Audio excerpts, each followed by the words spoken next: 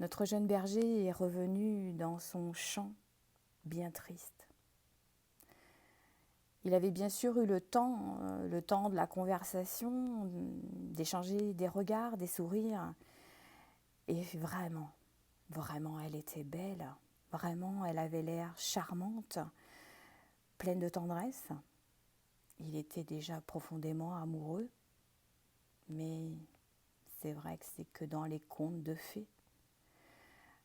Bien sûr, ça avait été facile la première épreuve, mais garder 100 lapins dans la campagne, sans qu'il en soit un seul mangé par un renard, un seul qui disparaisse dans un terrier, c'était mission impossible.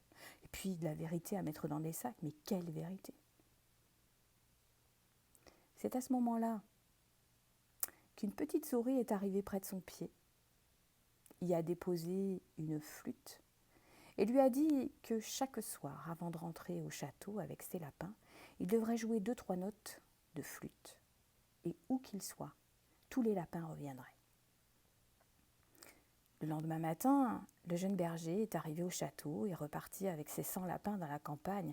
Et quand il les a vus s'en aller de partout, de gauche, de droite, et partir au plus loin, il s'est dit, mais jamais, jamais ce soir je ne pourrai les rapporter tous les 100. Il a toutefois, à la tombée de la nuit, joué quelques notes de flûte, et où qu'il soit, les 100 lapins sont revenus. Ils n'en revenaient pas. Et lorsque, au château, on a recompté les 100 lapins, là non plus. On était bien étonnés. Ainsi a passé le deuxième jour, et le deuxième jour, il a ramené au soir les 100 lapins, le troisième jour aussi, le quatrième jour aussi.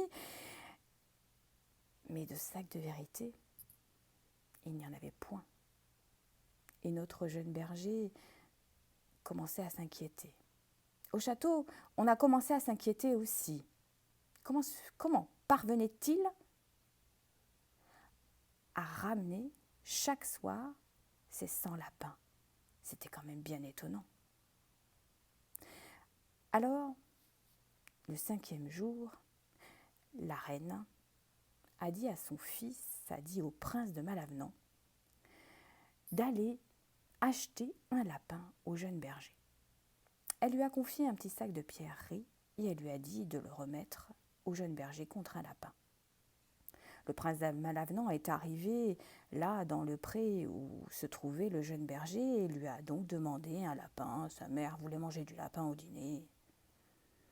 Le jeune berger, quand il a vu le sac de pierreries, a dit « Oh non, vous savez, moi, ça ne m'intéresse pas autant d'argent. Et puis, ça voudrait dire que les lapins sont vraiment chers aujourd'hui, mais je veux bien vous confier, je veux bien vous donner un lapin si vous mangez ce petit tas de crottes qui se trouve là à vos pieds. » Le prince de Malavenant a bien sûr regardé le petit tas de crottes, qu'il n'avait pas du tout envie, bien sûr, de manger, a regardé vers le château, il a bien vu que sa mère, d'aussi loin qu'elle était en train de le surveiller, et il s'est dit que s'il ne rentrait pas avec un lapin, ça allait chauffer.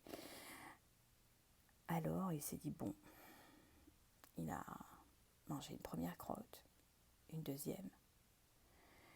Et pendant ce temps, le jeune berger a ouvert le premier sac. « Vérité, vérité, entre dans le sac !» Il a refermé le sac avec une belle corde que le prince de Malavenant finissait la dernière crotte. Le prince de Malavenant s'en est retourné avec un lapin qu'il avait ficelé et 3 petites notes de musique. Il n'avait plus que la ficelle dans les mains, le lapin avait disparu. Ce soir-là, le jeune berger est revenu avec ses 100 lapins au château et un sac de vérité. Au château, la reine était excédée. Le lendemain, c'est elle qui est allée rencontrer le jeune berger. Elle avait en main un sac de pièces d'or. Et elle a demandé un lapin. Son mari voulait manger du lapin ce soir-là. Le jeune berger a dit « Oh, non, je ne veux pas de vos pièces. Je veux bien vous donner un lapin si vous embrassez mon front. » Rien qu'à le regarder, il était si sale et puis il sentait si mauvais. Oui, mais rien que d'imaginer que ce berger puisse prendre la place de son fils, elle était prête à pleine de sacrifices. Alors elle s'est approchée du front du berger. Pendant ce temps, en cachette, le jeune berger a ouvert le deuxième sac. Elle a fait sa bouche en cul de poule pour que le baiser soit le plus petit possible. Elle a frôlé le front du berger. Oh, elle s'est... Oh, perque. Mais elle est repartie, sans avoir remarqué que le jeune berger refermait un sac de vérité. Elle est repartie avec son lapin. Elle avait apporté une corde qui était longue, on avait l'impression qu'elle était de kilomètres. Et elle a ficelé le lapin pour pas qu'il s'échappe surtout. Et elle a entendu, alors qu'elle entrait dans la cour du château, 3 notes de flûte. Et le lapin avait disparu. Ce soir-là, le berger, comme vous en doutez, avait toujours ses 100 lapins. Et de sacs de vérité, il ne restait plus qu'un seul jour. C'est au roi qu'a incombé la tâche le lendemain d'aller acheter un lapin. Le roi a dit que sa femme voulait manger du lapin et qu'en fait, il était prêt à lui donner une belle ferme avec les terres attenantes. Il y en avait une justement qui était libre. Il y serait probablement très très bien. Le jeune berger a dit « Oh, décidément, de jour en jour, les lapins valent de plus en plus cher. Mais vous savez, roi, moi, je ne veux que l'amour de votre fille.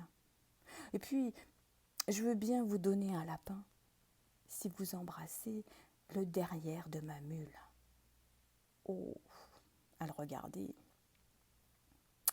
je peux vous dire que le derrière de la mule, il était loin d'être propre, il était même carrément bien crotté. Mais lorsque le roi a regardé vers le château, il a bien pensé que la foudre s'abattrait sur lui s'il ne ramenait pas un lapin. Alors il s'est approché de la mule. Comme la veille, sa femme avait fait, je vous ai dit, la bouche en cul de poule, il a fait la même chose pendant que le jeune berger ouvrait le 3e sac.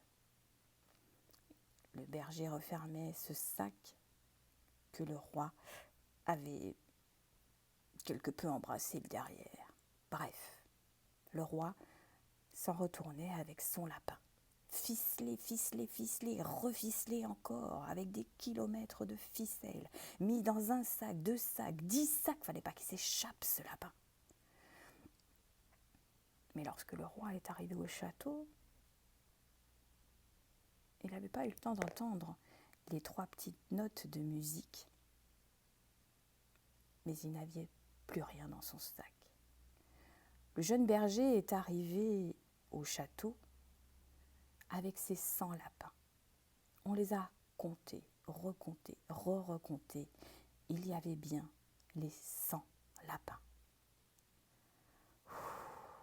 La reine se disait, les 3 sacs de vérité, ce serait étonnant qu'il les ait.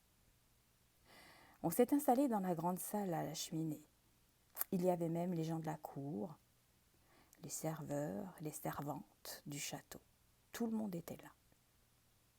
Le jeune berger s'est installé devant un grand mur qui pouvait ressembler à un écran de cinéma.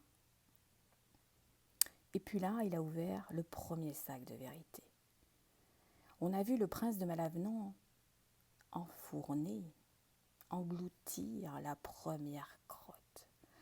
Oh, il devait y en avoir une qui n'était pas bien passée et qui était encore restée coincée dans sa gorge parce qu'il est tombé dans les pommes. Sa mère l'a claqué pour le ranimer.